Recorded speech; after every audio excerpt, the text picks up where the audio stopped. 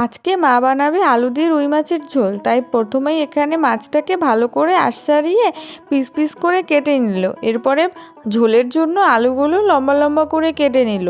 মাকে বললাম, মা সেই ছোটোবেলার মতন তেল তেল করে কিন্তু রুই মাছের ঝালটা আজকে বানাবে। তাই প্রথমেই মাছগুলোতে নুন হলুদ তেল দিয়ে ভালো করে ম্যারিনেট করে 5 মিনিটের জন্য রেস্টে রেখে দিল।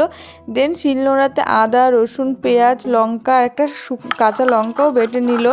বাটা হয়ে গেলে ওদিকে উনুন ধরিয়ে কড়াই বসিয়ে কড়াইতে বেশ কিছুটা সর্ষের তেল দিয়ে মাছগুলো এপিট ওপিট করে লাল লাল করে ভেজে নিল। একই তেলে গোটা গরম মশলা ফোড়ন দিয়ে আলুগুলোও ভেজে নিল।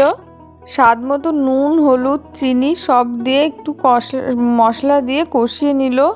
আর সাথে সে ভেজে রাখা মাছগুলো দিয়েও একটু কষিয়ে নিয়ে নেড়ে চেড়ে জল ঢেলে দিল। আর জল ঢেলে কিছুক্ষণ ফুটতে দিল ঢাকা দিয়ে।